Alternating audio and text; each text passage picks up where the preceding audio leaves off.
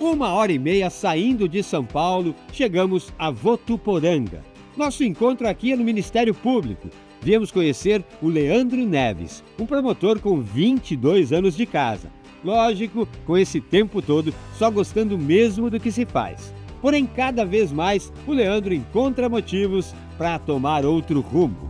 É muito prazeroso poder sair da promotoria de justiça, tendo a grata satisfação de dever cumprido, de atender ao anseio da população que nos procura aqui, de entender um pouco da dor de cada um que tem as suas dificuldades e vem procurar assistência jurídica, o respeito pelas pessoas. E isso foi para mim muito gratificante, para poder entender o pequeno produtor rural. E quando eu vou para o sítio, eu levo para lá esse respeito que eu aprendi aqui em 22 anos de promotoria de justiça. Isso já faz um tempinho, viu? Que ele sai por essa porta, deixa os papéis de lado e pega o caminho da fazenda, onde troca o sapato pela bota. Essas terras são da família dele há 16 anos, mas estavam arrendadas e mal cuidadas. Foi o que fez o Leandro, pela memória do pai, retomar a área. Quando eu busquei assumir a propriedade estava toda destruída. Não tinha cerca, não tinha um pé de capim nos pastos, não tinha água, o poço tinha secado. E a gente teve que construir tudo do zero.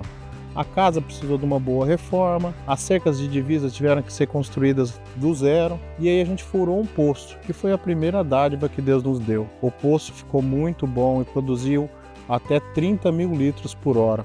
A gente colocou uma bomba que conseguia retirar essa água na proporção de 22 mil litros hora, o que nos dava a chance de fazer plantios irrigados. E aí a gente começou a buscar algumas culturas que pudessem agregar valor e trazer alguma renda para a nossa propriedade. Sim, esse passo tinha um propósito, para quando deixar o escritório da promotoria, estar calçado num negócio próprio, no campo.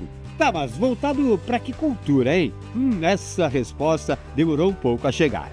Dentre essas atividades, a gente buscava alguma coisa que fosse rentável. Comecei com uma criação de gado de corte, não deu muito certo. Plantei um pouco de milho, fiz alguns testes também com hortaliças como berinjela, como jiló, como quiabo, e não dava dando certo. Até que um dia eu lembrei, na minha infância, que meu pai sempre tinha no fundo de casa 2, 3 pés de mandioca. Que tal essa? Numa lembrança da infância, dos churrasquinhos de domingo com o papai, brotou a ideia da mandioca. E a gente sempre, quando precisava, fazer um churrasco, alguma coisa no final de semana em casa, meu pai falava, vai lá, arranca um pé de mandioca e já coloca uma maniva no lugar, uma semente, um pedaço da rama. E aí eu pensei um dia, depois de muito examinar, por que não plantar mandioca? Era uma coisa rústica, meu pai sempre tinha lá para colher, eu não via ele adubando, eu não via ele cuidando e ela produzia bem. Então eu pensei, eu acho que eu vou investir nesse ramo. Pois é, mas essa decisão demorou um pouco a chegar. E mesmo tendo optado com mais segurança pelo plantio de mandioca, o começo foi difícil. Tanto que a esposa ficou meio assim com essa ideia de ver o marido virar fazendeiro.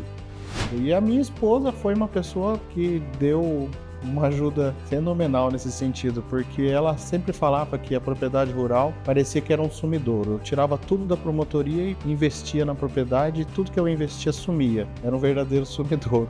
E ela um dia então virou para mim e disse, olha, se você quer fazer, como tudo na sua vida, você precisa se planejar, se programar e aprender. Então você precisa buscar alguém que possa te dar um treinamento para que você cultive de forma rentável e que você consiga produzir.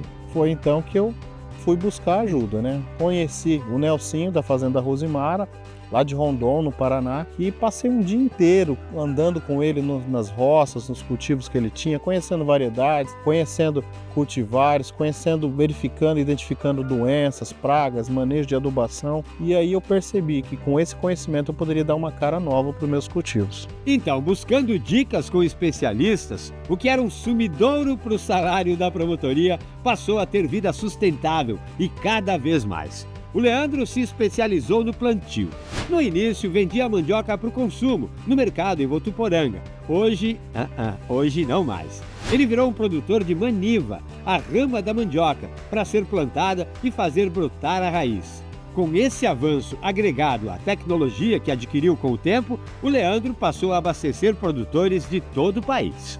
Um divisor de águas na história da Estância Neves foi a visão que o Sebrae me ensinou de ter do meu próprio negócio. Antes do Sebrae, eu vendia mandioca in natura ou mandioca descascada e vendia maniva. Depois do Sebrae, depois principalmente do Empretec, hoje eu vendo genética.